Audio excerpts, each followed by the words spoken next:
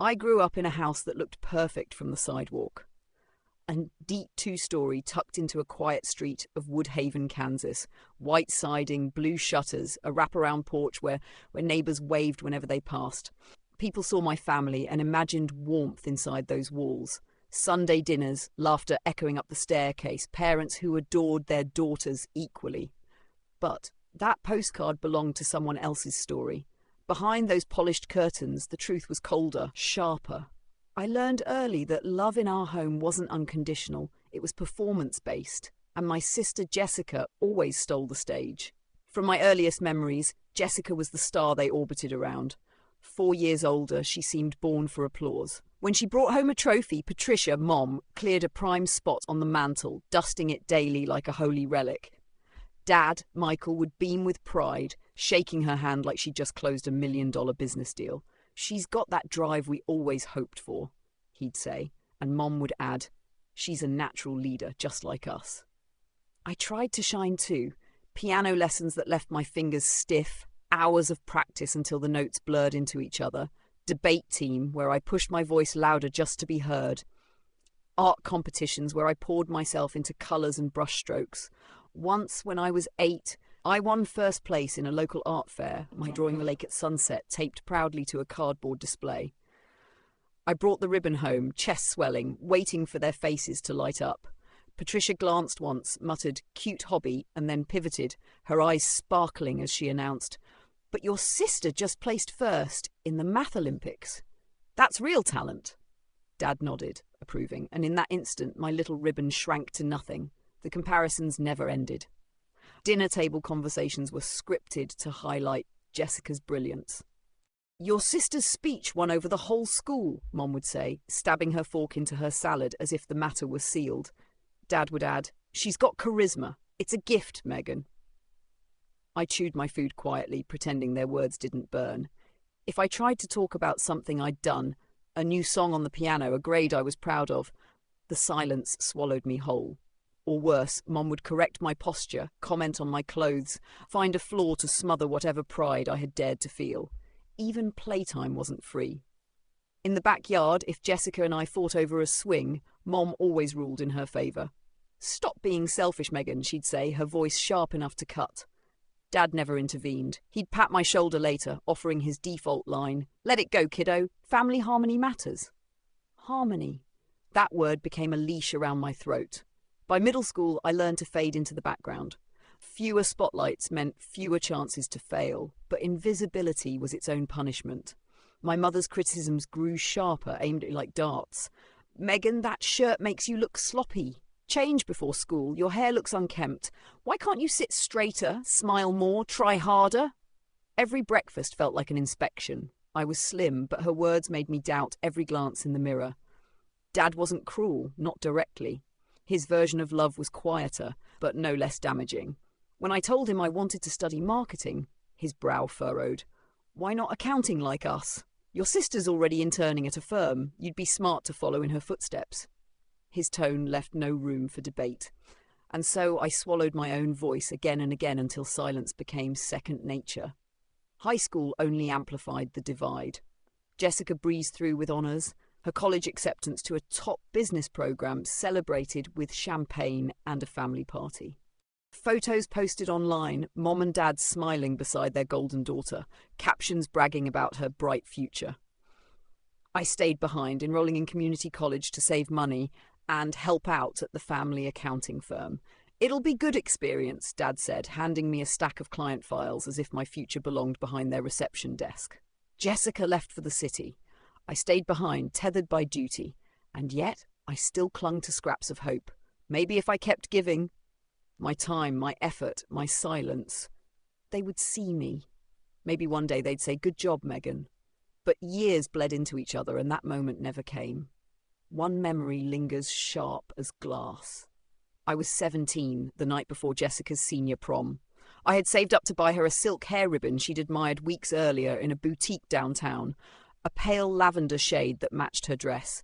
I presented it nervously in the living room, wrapped in tissue paper, hoping she'd smile, hug me, anything. Jessica unwrapped it, eyes flickering with surprise before she tossed it aside. cute, but David's already bought me a diamond bracelet." She flashed it like a prize. Mom gasped with delight. Dad chuckled, shaking his head. And I sat there, invisible, clutching the discarded tissue paper in my lap. It wasn't just the favoritism, it was the absence, the lack of acknowledgement, the erasure of my efforts. The house was full of voices, but none of them spoke to me. By the time I reached my 20s, the cycle was ingrained. I worked at a small marketing agency nearby, a job that barely covered rent for my modest apartment 3 blocks from their house. But even independence was short-lived. Mom's dizzy spells began, and I was drafted as chauffeur, nurse, and secretary. "I can't manage alone, Megan," she'd insist, voice dripping with fragility. Dad reinforced the guilt with daily calls. "Your mom's relying on you." Family first. Meanwhile, Jessica thrived in the city. High-rise apartment, corporate executive position, glamorous vacations with David. She visited twice a year at most, transforming each stay into a victory lap. Mom and Dad would beam at her stories, ask endless questions about promotions and wedding plans. And me? I served meals, cleared plates, and quietly retreated to the kitchen when the laughter grew too loud. Some nights, lying awake in my small apartment, I wondered if maybe I was cursed with invisibility, if some cosmic mistake had placed me in the wrong family. But then I'd remember those fleeting moments, the way Dad's hand sometimes lingered on my shoulder when he said, "Let it go, kiddo," or the rare times Mom softened, asking me to brush her hair during her dizzy spells. I fed myself on crumbs, mistaking them for meals, telling myself maybe tomorrow things would be different. The older I got, the more the cracks widened. I dated a boy named Ryan for a while, a kind soul who made me laugh. I thought maybe finally someone saw me.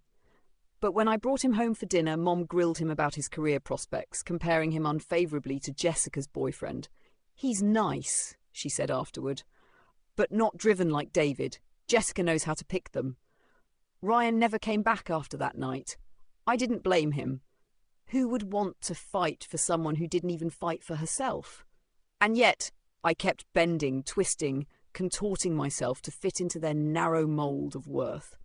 Every sacrifice a silent bargain. If I give enough, if I work hard enough, maybe they'll let me belong. The truth? I already knew the answer, but denial is a powerful thing, and so I kept trying. Years later, when Jessica announced her engagement to David, Mom's eyes gleamed as if the universe had rewarded her patience. "It's the match we always dreamed of," she declared, already sketching out wedding plans on the back of an envelope. Dad raised his glass that night, his toast booming across the table. "To Jessica, our shining star!" My name never crossed his lips. I swallowed my wine, heart pounding, and whispered a silent vow to myself. This time I'll make them proud. This wedding will be my chance to prove I belong. It was a foolish, desperate hope, but at the time it was all I had. If my childhood was a lesson in invisibility, adulthood became a sentence of obligation. By the time Jessica was climbing the corporate ladder in the city, I was still tethered to Woodhaven, part-time daughter, part-time caretaker, full-time afterthought. My marketing job at a small local agency should have been a stepping stone, a way to launch into bigger markets, maybe even a career in Chicago or New York. I dreamed of skyscrapers, creative campaigns splashed across billboards, late nights in offices buzzing with energy. Instead, I worked in a cramped office that smelled faintly of burnt coffee, designing flyers for car dealerships and social media posts for the local hardware store. I told myself it was fine, that staying close to home was practical, that family mattered more than ambition. That's what Patricia and Michael had drilled into me for years. Family first. But what they really meant was Jessica first. It began small. Mom's dizzy spells, stress-related, the doctor said. She insisted she couldn't drive herself to appointments, that she needed me. "Your sister's too busy," she'd sigh, hand pressed dramatically to her forehead. "You're the only one I can count on, Megan." Dad's calls came daily. "Check in on your mom. Family first, kiddo. Don't let her down." So I went, again and again. My lunch breaks spent in waiting rooms, evenings spent running errands, weekends swallowed whole by their needs. My own life squeezed smaller and smaller until it barely fit inside me. Jessica visited twice a year, breezing in with gifts and stories of her promotions. Mom and Dad transformed into their best selves during those visits, glowing, attentive, proud. They never asked Jessica to chauffeur or fetch prescriptions. Her mere presence was enough. Mine was never enough. Still, I kept hoping they'd see me, hoping one day they'd stop looking through me as if I were glass. Then came the wedding.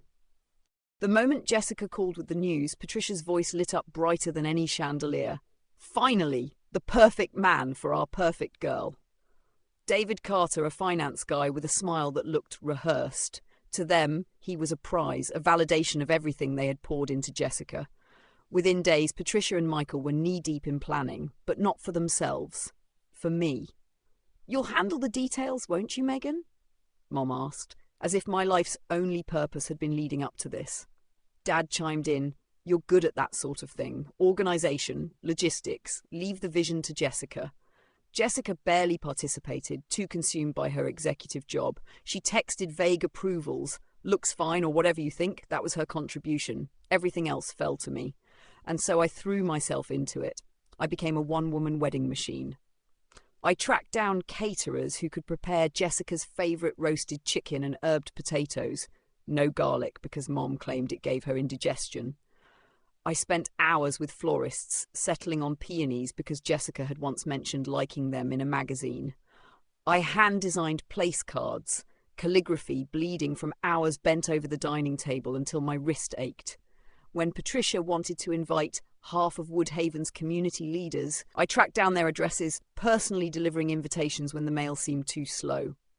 I built a binder, a Bible of contracts, receipts, timelines, every detail catalogued to perfection.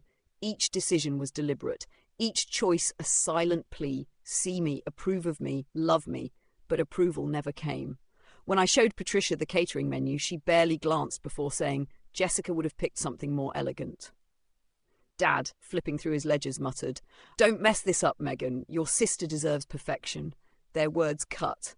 But I swallowed the pain and pushed forward. I sacrificed everything for that wedding. $2,000 of my savings, money I'd been hoarding for a marketing conference in Chicago, vanished on a vintage necklace for Jessica. A delicate silver chain with a sapphire pendant I knew she'd love. I imagined her face lighting up, maybe even thanking me in front of everyone.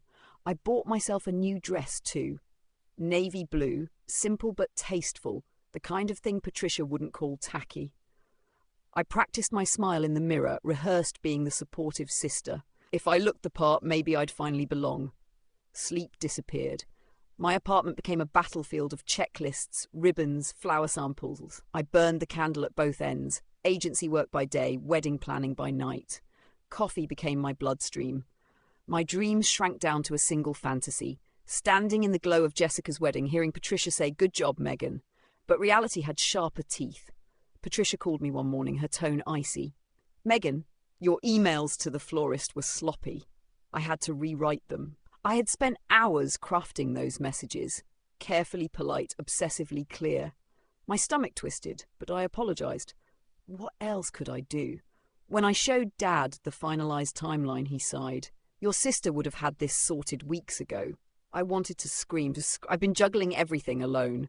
I've been doing this for months without help, but the words died in my throat. Jessica visited once before the wedding. Mom and Dad fawned over her dress fittings and David's promotion. At dinner, I tried to offer a seating chart idea, only for Patricia to cut me off. "Focus on getting it done, Megan, not talking about it." Jessica didn't even look at me. I wasn't just invisible anymore, I was disposable. The night before the final vendor meeting, I was exhausted beyond words.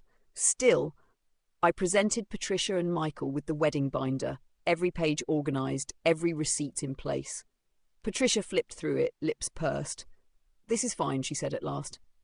But it's not up to your sister's standards." Dad didn't even look. He muttered, "Let's hope you don't drop the ball." Their dismissal hit harder than usual, a reminder that no matter what I did, it would never be enough. That night, lying awake in my cluttered apartment, I replayed their words until my chest felt like stone. Why was I still chasing their approval? Why did I keep bleeding myself dry for people who didn't want me? But denial is stubborn, so the next morning, I rose early, loaded my car with decorations and drove to their house. My heart ached with exhaustion, but somewhere inside I still clung to a sliver of hope. Maybe tomorrow at the wedding, they'd finally see me. I didn't know it then, But the moment I stepped through their front door with that box of centerpieces, everything would change. That misplaced box, a single honest mistake after weeks of sleepless nights, would become the final straw. Not just for them, for me. The day before Jessica's wedding was chaos. Vendors calling, timelines shifting, everyone buzzing like bees around honey. I woke before dawn, bleary-eyed but determined, clutching my binder as if it were a shield. My apartment looked like a storm had ripped through it. Ribbons, receipts, scraps of paper strewn across every surface. I told myself the exhaustion was worth it, that tomorrow would change everything.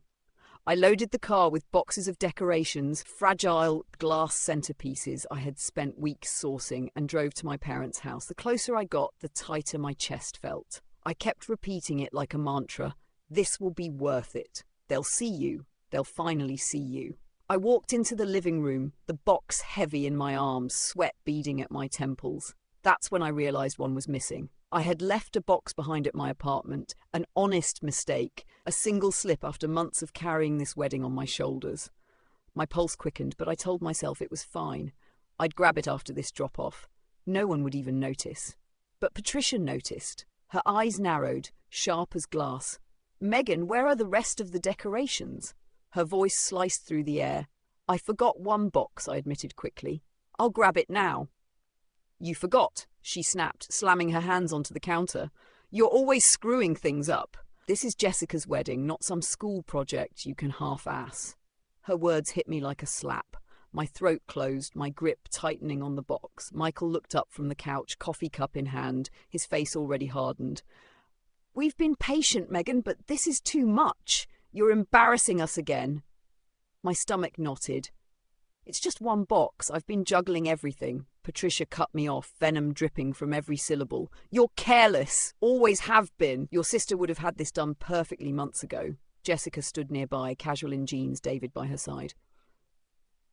I looked at her, desperate for backup, for even a word of defense, but she stared at the floor, silent, complicit. David shifted uncomfortably, glued to his phone. The air grew suffocating, thick with years of unspoken resentment, and then Patricia delivered the blow. "You know what, Megan? The greatest gift you could give for your sister's wedding would be if you just disappeared from our family permanently." Michael nodded, jaw tight.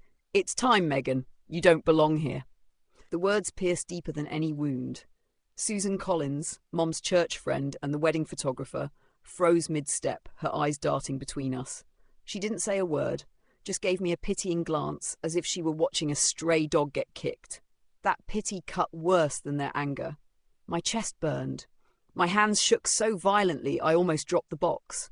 Every part of me wanted to scream, to hurl back every insult they'd ever flung at me.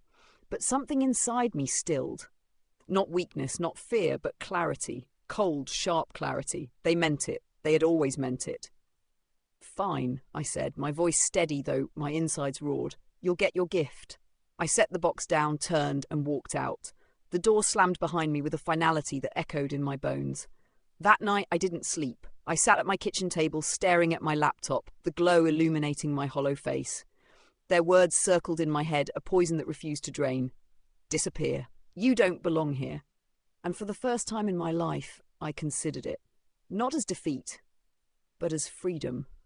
Why had I spent years trying to prove myself to people who had already written me off? Why had I traded dreams for duty, silence for scraps of affection? The next morning, I couldn't face the wedding. I stayed in my apartment, blinds drawn, laptop open. A friend from work streamed it on her phone, shaky footage of Jessica glowing in her gown, my parents toasting happily, as if erasing me had lifted a weight from their shoulders. I expected to cry, to collapse under the ache of exclusion. Instead, something ignited, not despair, not grief, but resolve. If they wanted me gone, I would give them exactly that. Within hours, I was making calls. I called a real estate agent known for quick cash sales. My apartment, my sanctuary for the past 3 years, was worth more than what he offered. But I didn't care. Speed mattered more than profit. I called Karen Mitchell, a lawyer I'd met at a networking event, explaining my situation in clipped, calm tones. "I want to disappear," I told her, "not just leave, vanish. What do I need to know?" Karen studied me carefully. "This is a big step, Megan. Are you sure you don't want to take some time?" I've given them my whole life, I said. I'm done waiting for them to change. She nodded, outlining my options. Shared accounts with my parents, accounts I'd funded for years to cover Patricia's medical bills, would need to be frozen to protect them from misuse. You're an adult, she said. You can relocate without telling anyone, but be smart about the money. Don't let them paint you as a thief. Her words solidified the storm into a plan. Over the next week, I dismantled my old life piece by piece. I sold my apartment, signing the papers in a blur of ink and relief. I met with Stephen Reynolds, a financial lawyer, who helped me freeze the shared accounts and set up a trust for legitimate expenses only. Patricia and Michael wouldn't be able to siphon funds anymore. The money I had poured in for years would go exactly where it was intended. I called my boss, resigned from the marketing agency, with a 10-minute conversation. 9 years reduced to a polite, personal reasons. I packed my apartment, sorting my life into piles: sell, donate, take. The take pile was pitifully small: laptop, a few outfits, a journal I'd kept since college, and a sapphire necklace my high school art teacher had once given me. Everything else went to strangers or thrift stores. Every box I taped shut felt like shedding a skin that had never fit. Jessica texted once. "Are you okay?" I didn't reply. Patricia and Michael stayed silent. Their silence was louder than any apology. 3 days later, I was on Interstate 95, my car packed with 2 suitcases, heading toward a town I'd chosen almost on instinct: Tidewater, South Carolina. It felt reckless, running toward a place I'd never seen, chasing sunlight after years in the shadows. But with every mile, the weight on my chest eased. I paid cash at gas stations, slept in cheap motels, played playlists loud enough to drown out the ghosts. Patricia texted once, "Where are you?" Jessica followed with, "Please call." Michael said nothing. By the time I crossed into South Carolina, I knew I'd never look back. Tidewater was quiet, a sleepy coastal town with salt air and a main street lined with shops. I rented a weathered cottage overlooking the marsh, creaky floors, leaky faucets, windows that stuck in the humidity. But it was mine, a space untouched by their expectations. I signed the lease under a new name, Elaine Parker. Not a disguise, just distance. A way to sever the cord that had strangled me my whole life. I built a freelance marketing site, small gigs trickling in, logos, social media campaigns, projects that valued me for my skill, not my family role. For the first time, I worked on my own terms. Each sunrise over the marsh was a reminder I had chosen this. I wasn't erased. I was reborn.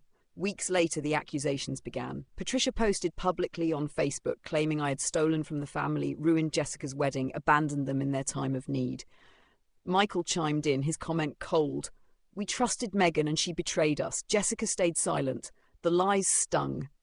But I didn't respond. For once, their narrative wasn't my responsibility. Maria, the owner of a cafe called Saltwater Brew, noticed my tension one morning.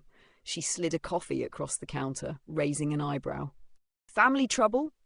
"Something like that," I murmured. She smiled softly. "This town's full of folks who needed fresh starts. You'll be fine." Her kindness felt like sunlight warming a frozen soul. Sitting on my cottage porch at night, the marsh stretching endlessly before me, I breathed in peace. Not the absence of pain, but the presence of possibility. For the first time in my life, I wasn't the daughter who fell short. I wasn't invisible, disposable, or erased. I was enough, and I had vanished not to punish them, but to save myself.